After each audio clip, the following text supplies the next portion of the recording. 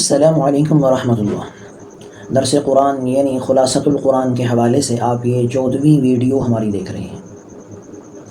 14ویں video پر number 14 یعنی ربما سے متعلق ہے۔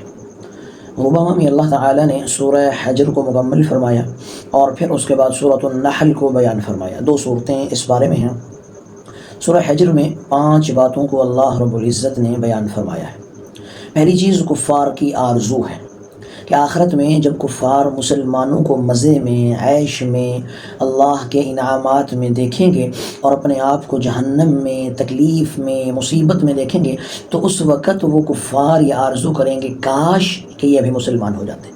تو آج اگر یہ مسلمان ہو جاتے تو آج جہنم میں نہ ہوتے بلکہ جنت میں ہوتے۔ دوسری چیز سورہ حجر میں اللہ نے قرآن کی حفاظت سے متعلق یہ بات بیان کی کہ قرآن ہم نے نازل کیا، ہم اس کی حفاظت کریں گے، قیامت تک اس کے ایک ایک حرف کی حفاظت ہماری ذمہ داری ہے۔ اس کو کوئی مائی کا لال خراب نہیں کر سکتا، اس میں تبدیلی نہیں لا سکتا، اس کے حروف، اس کے معانی اللہ کی طرف سے۔ نمبر 3، اللہ تعالیٰ نے انسان کی تخلیق کو بیان کیا کہ انسان کو کھن کھناتی ہوئی مٹی سے پیدا کیا، کہ اس کو ایک مٹی سے بنایا ہے، پھر فرشتوں سے اس کو سجدہ کروایا، پھر شیطان مردود ہوا اور اس نے قیامت تک انسانوں کو گمراہ کرنے کی قسم کھا لی۔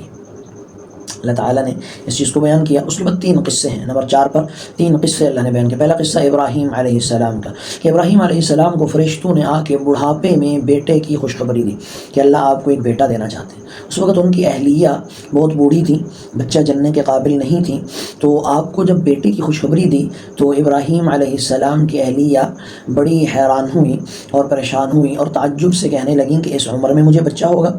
تو فرشتوں نے کہا کہ آپ مایوس نہ ہوں یا تعجب نہ کریں، آپ تو ایسے گھرانے میں ہیں کہ جہاں اللہ کے فرشتے وحی لے کر آتے ہیں، پیغمبر کے گھرانے میں ہیں، تو آپ کس چیز کا تعجب کر رہی ہیں اور آپ مایوس کیوں ہو رہے ہیں؟ اللہ کی رحمت سے مایوس ہونا تو کفار اور گمراہوں کا کام۔ اس کے بعد دوسرا قصہ اللہ تعالیٰ نے قوم لوط کا بیان کیا۔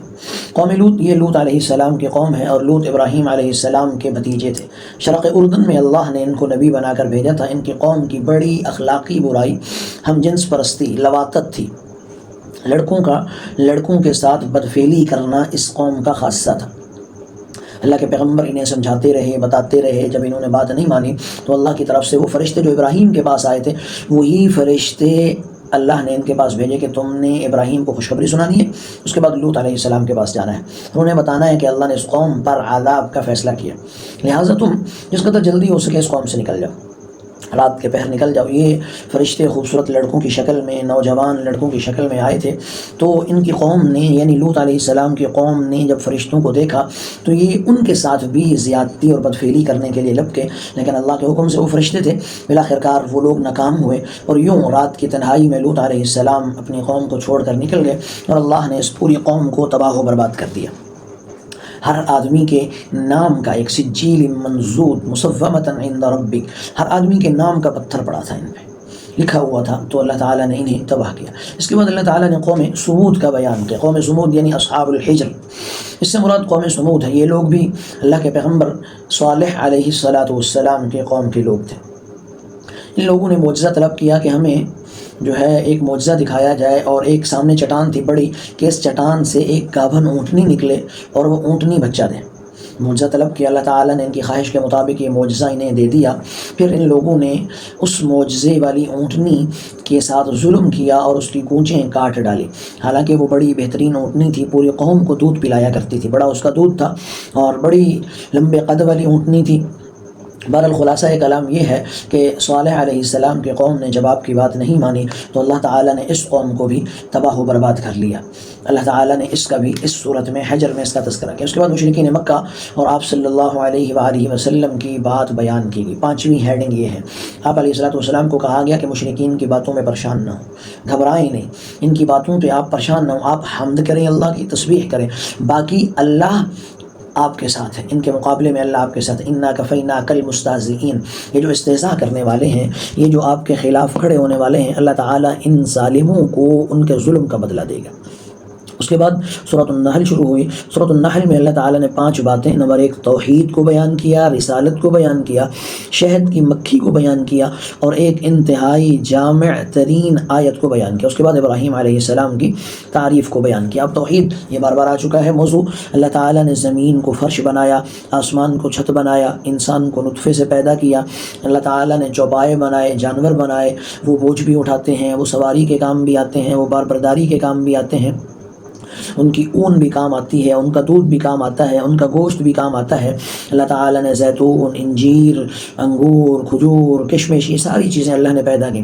زمین میں اللہ نے گندم پیدا کی، آسمان سے اللہ بارش کو برساتا ہے، ہاں جی، اللہ تعالیٰ سمندروں میں کشتیوں کو چلواتا ہے، ہواؤں کے زور پہ بڑے بڑے جہاز چلتے ہیں سمندر میں۔